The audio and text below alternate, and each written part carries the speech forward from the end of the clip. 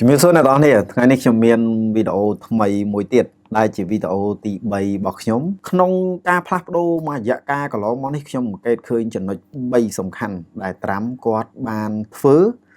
ហើយខ្ញុំមើលឃើញថាការធ្វើទាំង3ចំណុចធំៗរបស់គាត់នោះគឺជាការគិតគូរអំពីផលប្រយោជន៍របស់អាមេរិកជាធំមានន័យថាពាក្យដែលគាត់តែងតែនិយាយថាAmerican First នឹងមានន័យថាគាត់គិតគូរផលប្រយោជន៍ទៅលើប្រជាជាតិរបស់គាត់គិតគូរផលប្រយោជន៍ទៅលើប្រជាជនរបស់គាត់គិតគូរផលប្រយោជន៍ទៅលើសេដ្ឋកិច្ចនៃប្រទេសអាមេរិកទាំងមូលជាធំអញ្ចឹងបានជាបងប្អូនឃើញថាមួយរយៈកាលកន្លងមកនេះគឺមានការកាត់នៅជំនួយការដកនៅជំនួយមូលនិធិផ្សេងៗដែលអាមេរិកធ្លាប់បានជួយកន្លងមកទៅកាន់ពិភពលោកមិនថាប្រទេសកម្ពុជាទេប្រទេសផ្សេងទៀតដែលធ្លាប់មានជំនួយពីសហរដ្ឋអាមេរិកហ្នឹងក៏ត្រូវបានកាត់ផ្ដាច់ក៏ត្រូវបានបង្អាក់ឬក៏មិនត្រូវបានព្យួរនៅក្នុងការតាមដានអង្កេតក៏ដូចជាការធ្វើសាវនកម្មដើម្បីស្វែងរកអំពីចំណុចមិនប្រក្រតីដែលរដ្ឋបាលរបស់លោកត្រាំនឹងសង្ស័យថាវាមាននៅចំណុចមិនល្អពាក់ព័ន្ធជាមួយទៅនឹងមូលនិធិតទៅមួយចំណាយទាំងអស់នោះ3ចំណុចដែលខ្ញុំមើលឃើញនោះគឺមានចំណុចទី1ពាក់ព័ន្ធជាមួយទៅនឹងការកាត់បន្ថយនៅថ្លៃដើមនៃថាមពលពាក់ព័ន្ធជាមួយទៅនឹងសេវាផលិតកម្មហ្នឹងគឺការផលិតហ្នឹងគឺធំជាងគេបំផុតហ្នឹងគឺការប្រើប្រាស់នៅថាមពលអ្វីដែលគាត់ចាត់វិធានការទី1នេះគឺការកាត់បន្ថយថ្លៃដើមទៅលើថាមពលបងប្អូនបញ្ជាក់ជូនថាខ្ញុំលើកជាឧទាហរណ៍ case ទូចមួយឧទាហរណ៍ថានៅក្នុងរោងចក្រមួយហើយប្រសិនបើយើងអាចបំលែងឬក៏ប្រើនៅថាមពលណាមួយដែលធ្វើឲ្យចំណាយថ្លៃដើមនៃថាមពលរបស់យើងនោះធ្លាក់ចុះនោះមានន័យថាគ្រប់បែបយ៉ាងនៃសង្វាក់ផលិតកម្មនៅក្នុងរោងចក្រមួយនោះនឹងថយនៅតម្លៃថ្លៃដើមនៃការផលិតអញ្ចឹងអាថយចុះនៅចំណាយថ្លៃដើមទៅលើប្រេងឥន្ធនៈគឺជាចំណែកមួយដែលធ្វើឲ្យសង្វាក់ផលិតកម្មនោះនឹងថយចុះនៅថ្លៃដើមនៃផលិតផលសម្រេចមួយអញ្ចឹងមានន័យថាបំណិញឬក៏ផលិតផលសម្រេចមួយដែលផលិតចេញមកហ្នឹងគឺនឹងថយថ្លៃដើមអញ្ចឹងកាលណាផលិតផលមួយដែលមានតម្លៃថ្លៃដើមថយចុះហើយអាចផលិតបាននៅផលិតផលសម្រេចបានយ៉ាងល្អមានគុណភាពដូចគ្នានោះមានន័យថាម្ចាស់អាជីវកម្មហ្នឹងនឹងលក់នៅលើទីផ្សារឬក៏លក់ទៅឲ្យ end user មានន័យថាអតិថិជនចុងក្រោយហ្នឹងនៅក្នុងតម្លៃទាបមួយដែលអាចធ្វើការប្រកួតប្រជែងជាមួយទៅនឹងដៃគូបានយ៉ាងល្អនៅលើទីផ្សារពេលខ្លះមិនមែនមានន័យថាការផ្លាស់ប្ដូរពីការប្រើប្រេងឥន្ធនៈ 100% មកឥឡូវមកប្រើប្រាស់ពលឺព្រះអាទិត្យឬក៏ថាមពលចេញពីពលឺព្រះអាទិត្យ 50% វាមិនមែនជាផ្នែកតែមួយទេដើម្បីកាត់បន្ថយនៃតម្លៃថ្លៃដើមនៃការប្រើប្រាស់ថាមពលរដ្ឋក៏មានវិធានការនៅក្នុងការកាត់បន្ថយនៅការដាក់បន្ទុកទៅលើពន្ធបាទកាត់បន្ថយទៅលើមធ្យោបាយនៅក្នុងការដឹកជញ្ជូនដើម្បីឲ្យតម្លៃនៃការដឹកជញ្ជូននឹងថយចុះហើយតម្លៃនៃការបង់ពន្ធនឹងក៏ថយចុះអញ្ចឹងមានន័យថាជាហេតុមួយដែលធ្វើឲ្យតម្លៃនៃប្រេងឥន្ធនៈនឹងនៅលើទីផ្សារនឹងក៏មានតម្លៃធ្លាក់ចុះដែរជាហេតុដែលធ្វើឲ្យម្ចាស់អាជីវកម្មទាំងអស់នោះគាត់នឹងអាចមានលទ្ធភាពនៅក្នុងការប្រើប្រាស់នៅថាមពលនៅក្នុងការផលិតហើយបានតម្លៃថ្លៃដើមទាបនៅក្នុងការផលិតនៅផលិតផលសម្រាប់របស់គាត់មួយនៅសហរដ្ឋអាមេរិកដូចគ្នាប្រសិនបើទំនិញនៅលើទីផ្សារនឹងវាឡើងថ្លៃដោយសារអីដោយសារតែកម្លាំងផលិតនោះឬក៏ថ្លៃដើមនៃការផលិតនោះវាកើនឡើងហើយកត្តាដែលធ្វើឲ្យថ្លៃដើមនៃការផលិតនោះវាកើនឡើងវាមានកត្តាច្រើនមែនទែនតាំងពីប្រេងឥន្ធនៈតាំងពីកម្លាំងពលកម្មតាំងពីវត្ថុធាតុដើមតាំងពីការដឹកជញ្ជូនតាំងពីការធ្វើទីផ្សារតាំងពីការលក់អីផ្សេងៗទាំងអស់គឺសិតតែកើនឡើងទាំងអស់ជាហេតុដែលធ្វើឲ្យអ្នកលក់នឹងត្រូវតែលក់នៅក្នុងតម្លៃខ្ពស់មួយគោលនយោបាយរបស់លោកត្រាំគឺធ្វើយ៉ាងណាឲ្យប្រជាពលរដ្ឋរបស់អាមេរិកនឹងមានការងារធ្វើឡើងមកវិញមានសម្បូរសបាយការងារបងប្អូនធ្លាប់ឃើញមាន creator យើងមានអ្នកដែលគាត់នៅសហរដ្ឋអាមេរិកច្រើនគាត់តែនិយាយថានៅអាមេរិកមិនខ្វះទេការងារច្រើនណាស់តាណាក៏លុយដែរមានតែកម្លាំងគឺអត់ខ្វះការងារទេខ្លាចតែយើងជាអ្នករើសការងារហើយការងារទាំងអស់សិតតែផ្ដល់ផលប្រយោជន៍លុយនិយាយចំថាកម្លាំងពលកម្មហ្នឹងគឺមានតម្លៃថ្លៃប៉ុន្តែបច្ចុប្បន្នចុងក្រោយនេះឃើញថាមានការរអ៊ូរទាំជាច្រើនដោយសារអីដោយសារតែពាក់ព័ន្ធជាមួយទៅនឹងកំណើននៃអតិផរណាបាត់បង់ការងារធ្វើហើយជនអន្តោប្រវេសន៍ដែលខុសច្បាប់ហើយទៅធ្វើការទៅរកស៊ីឬក៏ទៅធ្វើការដណ្ដើមឱកាសការងារពីប្រជាពលរដ្ឋរបស់អាមេរិកហ្នឹងគឺវាហាក់បីដូចជាអ្នកដែលតាម រកផលប្រយោជន៍ពីអាមេរិកមានន័យថាអត់បានផ្ដល់ផលប្រយោជន៍អាមេរិកប្រហែលទេប៉ុន្តែទទួលផលប្រយោជន៍ពីអាមេរិកអញ្ចឹងប្រជាពលរដ្ឋរបស់អាមេរិកវាអាចនឹងត្រូវការប្រកួតប្រជែងការងារខ្វះការងារធ្វើហើយស្របពេលដែលសេដ្ឋកិច្ចមិនទាន់ល្អប្រសើរផងវិបត្តិសកលជួបឡើងច្រើនទៀតវាធ្វើឲ្យការងារនឹងវាកាន់តែថយចុះហើយចំនួនអ្នកប្រកួតប្រជែងការងារនឹងកាន់តែច្រើនអញ្ចឹងមានន័យថាតម្លៃពលកម្មកាន់តែថោកកាន់តែទាបអ្នកដែលបាត់បង់ការងារធ្វើក៏កាន់តែច្រើនដែរអញ្ចឹងតើតើជាមួយនឹងការកាត់បន្ថយថ្លៃដើមនៃធម្មពលនេះគឺជាយុទ្ធសាស្ត្រមួយដែលល្អដែលខ្ញុំមើលឃើញថាល្អមែនទែនហើយជាយុទ្ធសាស្ត្រមួយដែលធ្វើឲ្យការកើនឡើងនៅសង្វាក់ផលិតកម្មក៏ដូចជាការផលិតនៅក្នុងទឹកដីអាមេរិកនឹងការកើនឡើងជាងមុនហើយការបោសសម្អាតជាមួយទៅនឹងជនតវ៉េខុសច្បាប់នេះក៏ជាយុទ្ធសាស្ត្រមួយដែលល្អដែលត្រាំគិតគូរពីផលប្រយោជន៍របស់អាមេរិកខ្លាំងពីប្រជាជនរបស់អាមេរិកខ្លាំងគាត់ថាអញ្ចឹងបងប្អូនគាត់ថារឿងអីក៏ដោយវាអត់អាចថាធ្វើភ្លាមហើយវានឹងឃើញផលភ្លាមទេកន្លងមកមានន័យថាកំណើននៃការរីកចម្រើនរបស់សហរដ្ឋអាមេរិកហ្នឹងគឺកើនឡើងខ្ពស់នៅក្នុងមួយឆ្នាំទៅមួយឆ្នាំប៉ុន្តែក្នុងរយៈកាលចុងក្រោយដែលមានវិបត្តិសកលនេះគឺសហរដ្ឋអាមេរិកមានការកើនឡើងនឹងគឺទាបមានន័យថាកំណើនសេដ្ឋកិច្ចនឹងគឺវា slow វាដើរយឺតដោយសារអីដោយសារតែវិបត្តិជាច្រើននឹងឯងហើយខ្ញុំបញ្ជាក់ជូនបងប្អូនមួយទៀតពាក់ព័ន្ធជាមួយទៅនឹងការលក់នៅ gold card ហ្នឹងតម្លៃ 5M អីហ្នឹងបាទសិតសឹងតែជាគោលនយោបាយរបស់គាត់ល្អមែនតើការពិត 5M ហ្នឹងបើយើងគិតទៅវាមិនច្រើនប្រហែលទេពីការលក់នៅ gold card ហ្នឹងបើយើងគិតថាគោលដៅតែចង់បានតែ 5M នឹងយកលុយ 5M ពីក្នុងមនុស្សម្នាក់ឯងយកទៅសហរដ្ឋអាមេរិកវាមានវាបានវាមិនមែនមានន័យថាជាគោលដៅរបស់ត្រាំទេប៉ុន្តែត្រាំបានដឹងស្រាប់ថាតម្លៃ gold card នៅក្នុងតម្លៃ 5M នឹងមិនមែនមានន័យថាអ្នកដែលមានជីវភាពសាមញ្ញហើយមានលទ្ធភាពទៅទិញទេអញ្ចឹងអ្នកដែលទៅទិញគឺជាអ្នកដែលមានលទ្ធភាពខ្ពស់ហើយអ្នកដែលទៅទិញមិនមែនមានន័យថាទិញ gold card តម្លៃ$5 លានហ្នឹងយកទៅដើម្បីទៅធ្វើការងារនៅសហរដ្ឋអាមេរិកទេបាទគឺអ្នកដែលទិញ gold card ដែលមានតម្លៃ$5Mហ្នឹង$5 លានហ្នឹងគឺគោលដៅរបស់គាត់គឺទៅទិញដើម្បីមានសញ្ជាតិអាមេរិកដើម្បីមានសិទ្ធិនៅក្នុងការរស់នៅពេញស្របច្បាប់នៅសហរដ្ឋអាមេរិកប៉ុន្តែគោលដៅរបស់អ្នកដែលទិញហ្នឹងគឺគាត់មានលុយលើសពី 5M ហ្នឹងរាប់សិបដងដើម្បីគាត់មានឱកាសនៅក្នុងការរស់ស៊ីនៅសហរដ្ឋអាមេរិកអញ្ចឹងមានន័យថាត្រាំលក់អាហ្នឹងគឺដើម្បីទាញអ្នកមានឲ្យទៅរស់ស៊ីនៅអាមេរិកហើយកាលណាអ្នកមានដែលមានលទ្ធភាពលុយសល់ច្រើនហើយយកទៅរស់ស៊ីនៅក្នុងទឹកដីអាមេរិកមានន័យថាស្មើនឹងវិចលុយចូលទៅអាមេរិកហើយបើវិចលុយចូលទៅក្នុងអាមេរិកកាលណាប្រទេសមួយមានលុយច្រើន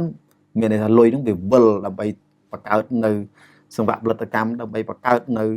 ការងារដើម្បីបង្កើតនៅរបបរស់ស៊ីអញ្ចឹងអាកាសការងារជូនអ្នកដែលធ្វើការងារហ្នឹងក៏ច្រើនពលរដ្ឋហ្នឹងក៏មានឱកាសការងារច្រើនហើយនឹងកម្លាំងផលិតនៅក្នុងទឹកដីសហរដ្ឋអាមេរិកហ្នឹងក៏កាន់តែច្រើនកាន់តែខ្ពស់ហើយអាចនឹងផ្គត់ផ្គង់នៅក្នុងទឹកដីខ្លួនឯងនឹងគ្រប់គ្រាន់ហើយនាំចេញមកក្រៅស្រុកទៀតអញ្ចឹងវាជាយុទ្ធសាស្ត្រមួយដែលត្រាំគៀងគោអ្នកមានឲ្យទៅរស់ស៊ីនៅសហរដ្ឋអាមេរិកទាញអ្នកមានលុយឲ្យទៅរស់ស៊ីនៅសហរដ្ឋអាមេរិកបង្កើតការងារបង្កើតអាជីវកម្មបង្កើតសង្វាក់ផលិតកម្មការផលិតការលក់ដូរឬក៏ការផ្គត់ផ្គង់អីផ្សេងៗជាច្រើនហើយជាជាងដែលត្រាំឲ្យជនតវ៉េដែលខុសច្បាប់ឲ្យរស់នៅសហរដ្ឋអាមេរិកហើយទាញប្រយោជន៍ចេញពីសហរដ្ឋអាមេរិកអត់បានផ្ដល់ផលប្រយោជន៍អាមេរិកទេគ្រាន់តែថារូបភាពដែលមើលទៅវាហាក់បីដូចជាអមនុស្សធម៌ខ្លះបាទយើងមើលទៅឃើញថាបើសិនជាយើងមើលមួយផ្លែតយើងគិតថាដូចជាអមនុស្សធម៌អត់មានមនុស្សធម៌នៅក្នុងខ្លួនអត់មានគុណធម៌ប៉ុន្តែបើយើងប្រៀបធៀបមកវិញខ្ញុំលើកឧទាហរណ៍ថានៅក្នុងក្រុមគ្រួសាររបស់យើងមានកូនយើងមានប្រពន្ធយើងមានម្ដាយហើយចំណូលឬក៏ការរកស៊ីរបស់យើងបានផ្គត់ផ្គង់តែគ្រប់គ្រាន់សម្រាប់នឹងក្រុមគ្រួសាររបស់យើងតើឲ្យយើងអាចទៅចែកអ្នកដទៃបានយ៉ាងម៉េចករណីដែលយើងអាចចែកអ្នកដទៃបានលុះត្រាតែយើងនឹងសល់លុះត្រាតែយើងនឹងគ្រប់គ្រាន់លុះត្រាតែយើងនឹងវាបបោការហូបចុកនៅក្នុងគ្រួសាររបស់យើងគ្រប់គ្រាន់អញ្ចឹងយើងអាចធ្វើបន់ធ្វើទានចែកទៅឲ្យអ្នកដទៃជុំវិញខ្លួនយើងដែលខ្វះខាតប៉ុន្តែបើគណៈយើងដែលយើងនៅក្នុងក្រុមគ្រួសារដែលមានកូនមានប្រពន្ធមានម្ដាយមានឪពុកជាបន្ទុកហើយយើងអត់មានលទ្ធភាពនៅក្នុងការផ្គត់ផ្គង់ខ្លួនយើងគ្រប់គ្រាន់ផងហើយយើងឯណាទៅហែកចែកឲ្យអ្នកដទៃទៀតអញ្ចឹងអានឹងវាដូចជាបើយើងគិតមួយផ្លែតមើលមួយផ្លែតហាក់បីដូចត្រាំហ្នឹងគាត់ជាមនុស្សដែលគ្មានគុណធម៌អត់ជួយគេអញ្ចឹងទៅដូចកាត់ផ្ដាច់អីជំនួយផ្សេងៗហ្នឹងប៉ុន្តែបើយើងមើលឲ្យជ្រៅឲ្យវែងឲ្យឆ្ងាយមានន័យថាគាត់ធ្វើនេះគឺដើម្បីពលរដ្ឋរបស់គាត់ធ្វើនេះដើម្បីទឹកដីរបស់គាត់ល្អមែនតើទី2ត្រាំបានកាត់នៅ គេហៅថាមូលនិធិឬយើងហៅថាជំនួយមនុស្សធម៌ជាច្រើនដែលផ្ដាច់នៅជំនួយមនុស្សធម៌សូម្បីតែដូចខ្ញុំនិយាយពីខាងដើមមិញអញ្ចឹងថាសូម្បីតែបច្ចុប្បន្នអាស៊ីសេរីអឺរ៉ុបសេរីអីផ្សេងៗហ្នឹងក៏ត្រាំបានកាត់ផ្ដាច់ប៉ុន្តែរឿងឥឡូវឲ្យមកវិញខ្ញុំអត់តនិយាយទេអញ្ចឹងគោលនយោបាយនៃការកាត់ផ្ដាច់ហ្នឹងមានគោលដៅ2ធំចំណុចទី1គឺដើម្បីកុំឲ្យលំហូរសាច់ប្រាក់ហ្នឹងចាយចេញពីទឹកដីអាមេរិកហ្នឹងគឺច្រើនលើសពីលទ្ធភាពដែលខ្លួនឯងចិញ្ចឹមខ្លួនឯងដូចខ្ញុំនិយាយខាងដើមមិញថាផ្គត់ផ្គង់ខ្លួនឯងឲ្យគ្រប់សិនបានជួយគេតាមក្រោយបើផ្គត់ផ្គង់ខ្លួនឯងអត់ទាន់គ្រប់ទេត្រាំអត់អាចជួយអ្នកដទៃបានទេត្រូវតែជួយអាមេរិកឲ្យរស់សិនបានអាចជួយអ្នកដទៃបានអានឹងគោលនយោបាយទី1សំខាន់ដែលខ្ញុំមើលឃើញថាយុទ្ធសាស្ត្រចម្បងរបស់គាត់គឺទី1ដើម្បីជួយអាមេរិកដើម្បីឲ្យសេដ្ឋកិច្ចអាមេរិកល្អប្រសើរឡើងវិញដើម្បីរក្សាតំណែងអាមេរិកគឺជាប្រទេសមហាអំណាចដដែលទី2ត្រាំធ្វើបែបនេះគឺជាឱកាសនៅក្នុងការរកនៅចំណុចអវិជ្ជមានអំពីការខ្ជះខ្ជាយរបស់រដ្ឋាភិបាលកន្លងមកមិនថាអាណត្តិឬក៏រដ្ឋបាលរបស់លោកโจ Biden ឬក៏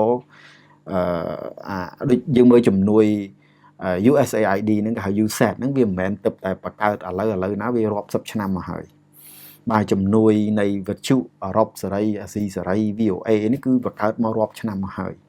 ជំនួយពាក់ព័ន្ធជាមួយទៅនឹង UN នេះគឺវាកើតមករាប់សិបឆ្នាំមកហើយជំនួយផ្សេងជាច្រើនដែលសហរដ្ឋអាមេរិកមានទៅលើបណ្ដាលើពិភពលោកហ្នឹងគឺកើតឡើងមកយូរហើយមិនមែនទឹកតែមាននៅក្នុងអាណត្តិโจ Biden ត្រាំមុនហើយនឹងត្រាំក្រោយហ្នឹងទេអញ្ចឹងត្រាំធ្វើបែបនេះគឺដើម្បីអាចនិយាយថាធ្វើនោះដើម្បីលាងជម្រះជាមួយទៅនឹងនៅការចំណាយខ្ជះខ្ជាយនៅក្នុងលំហូរនៃជំនួយទាំងអស់ហ្នឹងពេលខ្លះលំហូរនៃជំនួយទាំងអស់ហ្នឹងមើលឃើញថាវាមានភាពខ្ជះខ្ជាយវាមានអំពើពុករលួយនៅក្នុងហ្នឹងហើយអញ្ចឹងវាត្រូវតែធ្វើបែបហ្នឹងត្រូវតែប្រកាសលាងត្រូវតែប្រកាសលុបអញ្ចឹងហើយបន្ទាប់មកអាចចាំតភ្ជាប់វាតាមក្រោយវិញប្រសិនបើក្នុងករណីជំនួយណាមួយដែលចាំបាច់ត្រូវតែផ្ដល់ឲ្យដដែលឧទាហរណ៍ថាឥឡូវបិទវិទ្យុអឺរ៉ុបសេរីអាស៊ីសេរី VOA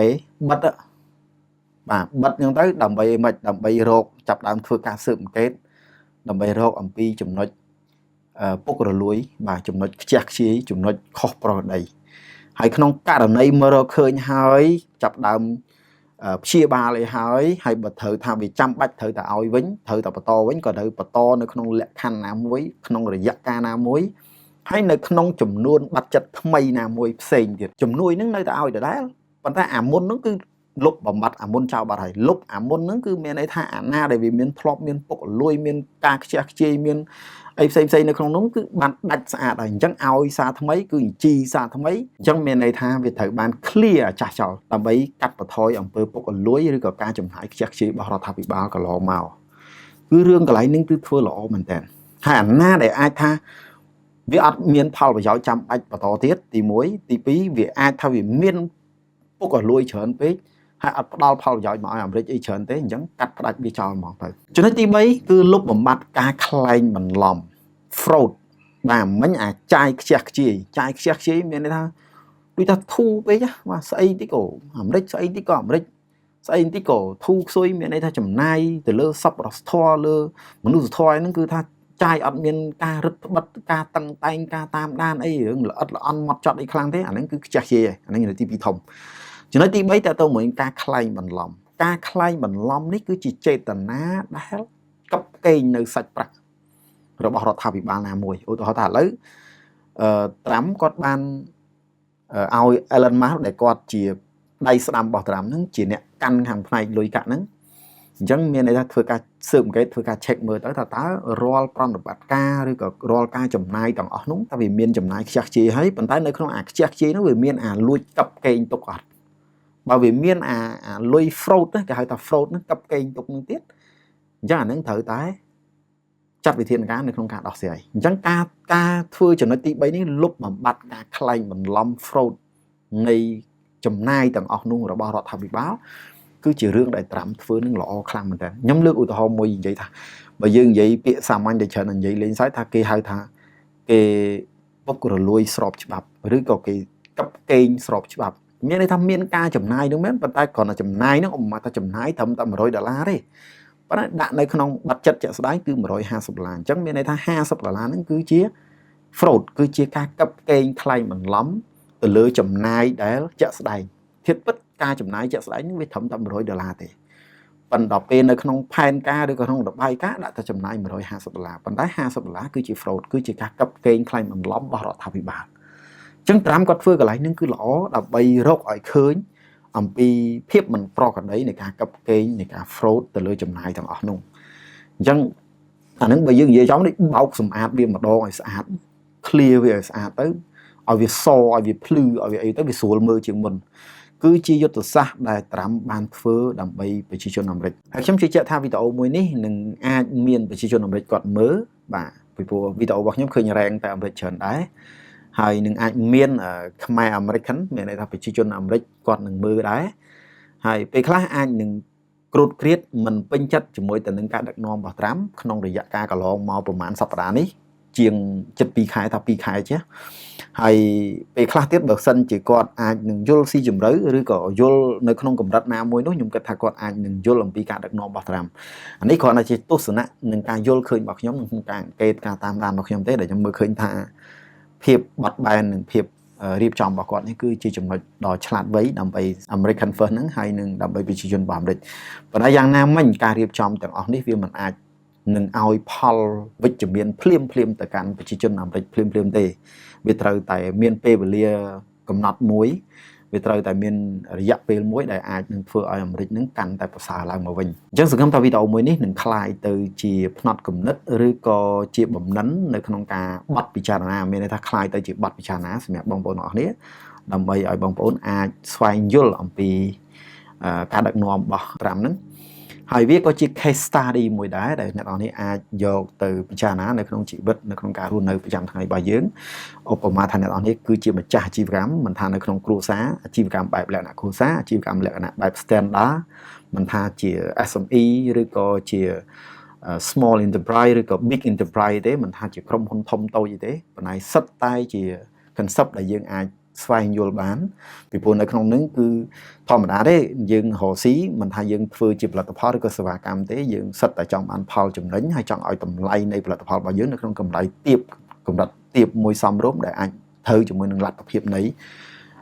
customer របស់យើងឬក៏ consumer របស់យើង